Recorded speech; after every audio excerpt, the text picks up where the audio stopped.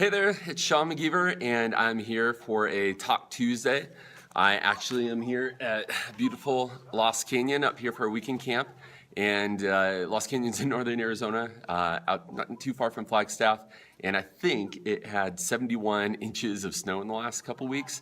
So we're here helping with a weekend camp, and there's 2 to 3 feet of snow on the ground. I thought, I gotta do it here. Gotta have video here rather than my lame office. So I'm going to get started. So basically, as you might know, we're going through the Gospel of Matthew, and we did the odd chapters in the fall, and now it's heading into the spring. It doesn't really look like it here, but so we're starting in Matthew 2. Now, Matthew 2, as you might imagine, is kind of like the basic beginning of Jesus's, the story of Jesus as Matthew tells it. And so, for good context, go ahead and read chapter 1, but we're going to look at chapter 2 and then 4 and then 6 and etc. And today is chapter 2.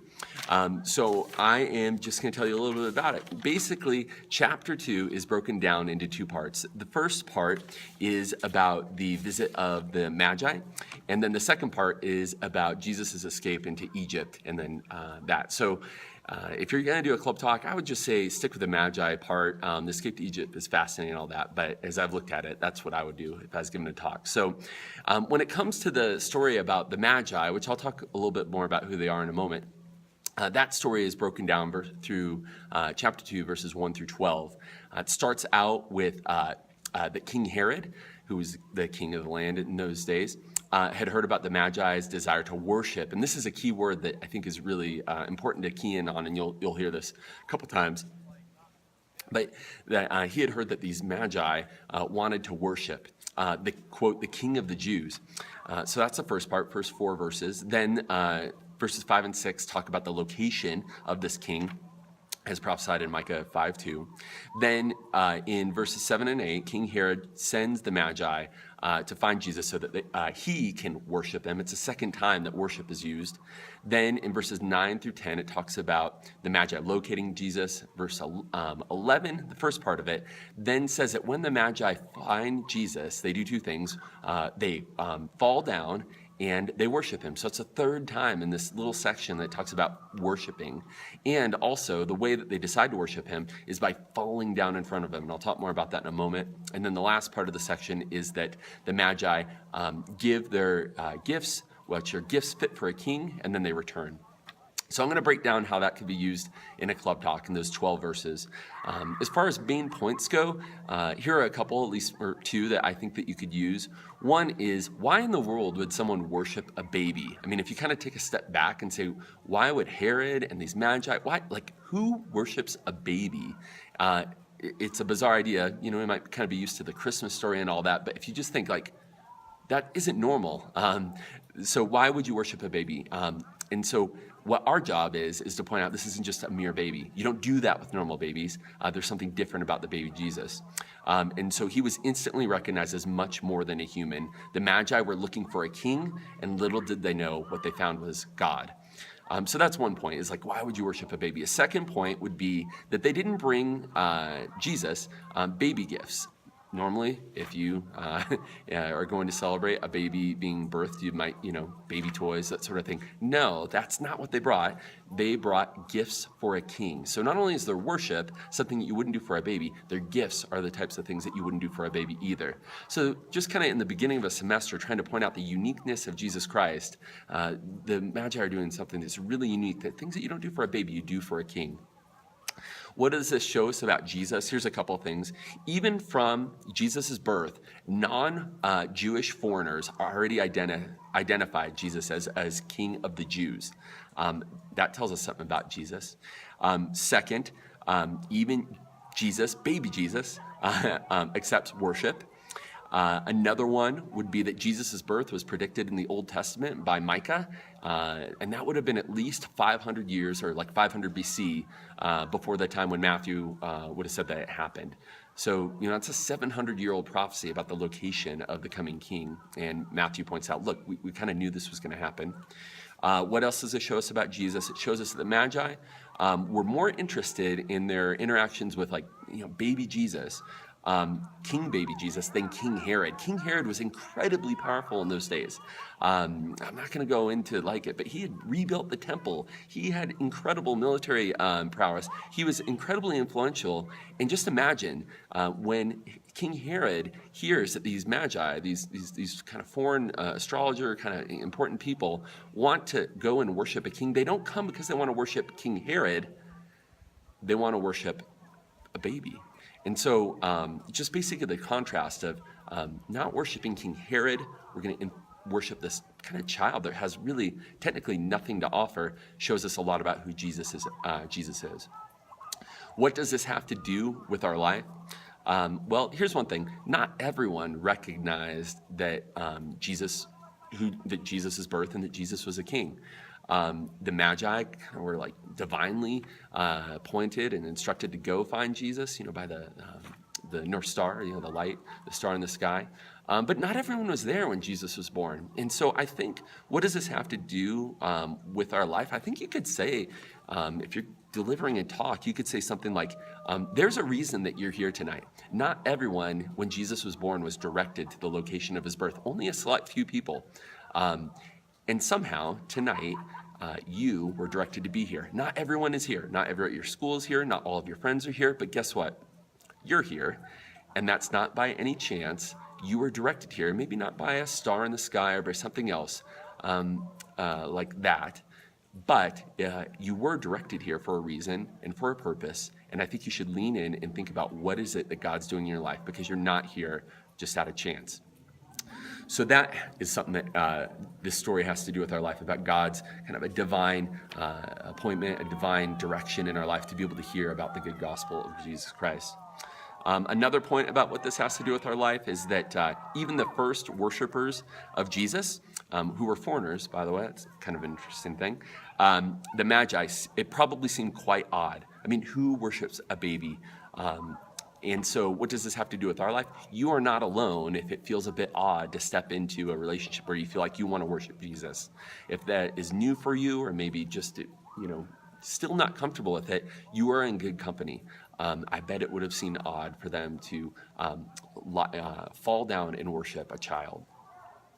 Last thing that I have to do with our life is that we all worship a lot of things, whether it's success or money or relationships or status or sports or cars or whatever it is. We worship all sorts of things. We should think carefully about what we worship, whom we worship, and really think, is that thing or is that person really worth my worship? That car, is it really worth my worship? That, thing I want to buy, that boyfriend, that girlfriend, that whatever it is, you go, is it really worth it? Because we are by nature people and created to worship. And so think heavily about the things that you decide to lift up that high. We are worshipers. It's just a matter of what it is that we worship. Okay, as far as a couple technical details, and then I'll give you a possible illustration, and then I'll be done. There are a lot of technical details. In fact, we could go into the locations, we could go into Herod's reign, we could go exactly who the Magi are, the chief priests, how the star in the sky worked. And I don't think, though it's worth checking out if you're super interested, I don't think it should make it into a club talk. I think, especially with it being kind of one of those talks that you do beginning of the year, I just say keep it simple. And so do that. But I am going to give you 2 or 3 details I think might help just for your background. First off, I keep talking about the Magi. If you look in some translations, it doesn't use that word. It might say wise men. You might recognize that from kind of the Christmas stories and things like that. Well, that's because in the Greek, the word is magos. And so it's kind of like transliterated into a word like magi. So the real word is like magi. It doesn't really matter what you call them. King, wise men, things like that. The whole story, like we 3 kings of Orient. First off, we have nowhere in the Bible or any early biblical text is there any reason why there was 3. We really don't know how many it was. But these people technically were magi. And they were likely astrologers from some part of Babylonia, okay? We don't know a ton about them, but that's what we do know about them. Second, when it comes to worship, worship is a word that can have a range of meanings. Now, just because it says that someone is worshiping another person, on one end, it doesn't really mean that they're like worshiping God. It could be the sort of thing that you do for a dignitary, like if you were to meet someone who is in government or just kind of an official person, you could be said to worship them in a way that's maybe more like kind of like a nod of the head or just acknowledging their role. It doesn't mean the type of worship that you would give to God. And so just because Matthew uses this word 3 times, which I think is important that he keeps repeating it, doesn't necessarily mean that it's like, oh, they recognize that he's God. These foreigners didn't necessarily probably fully grasp what was going on there, and neither did Herod. But importantly, when you want to know what a word is, you look at how that individual uses it. And so when you look in the Gospel of Matthew, the word is used 3 other times. So it's used in Matthew 14:33, in Matthew 28:9, and Matthew 28:17. And all those other uses are uses when they're proclaiming worship for Jesus as God, for proclaiming worship for Jesus as King. And so this instance, or these 3 instances in Matthew 2, where Matthew is using this word worship, I think, though it has a range of meaning anything from like just kind of like worshiping like in a kind of a really low sense to worshiping in like, no, there's no other person like you. I think that because of the reasons I just gave you, this is truly, whether they knew it or not, that they were really worshiping God, and that Matthew wanted to bring that kind of a message about who Jesus is. There's a minor detail. I just do want to point it out that in that quotation that you find there in verses like 5 and 6, it's from Micah 5:2. If you were to look it up in Micah 5:2, the wording will look a little bit different, and that's because Matthew is using a bit of a loose translation. He's not looking for like word for word exact quotation. It's a rather technical issue, but I just wanted to point out, while it is based on Micah 5:2, the wording's just a bit different.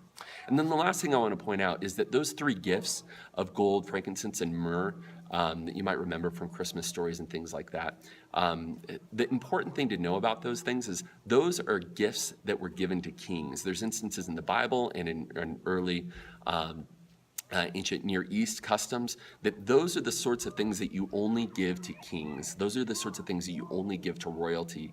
And so while, we could kind of more about gold or frankincense and myrrh, the details of the 3 could be interesting, but more importantly, like those are the sorts of things that you would only give to a king, not to a normal baby.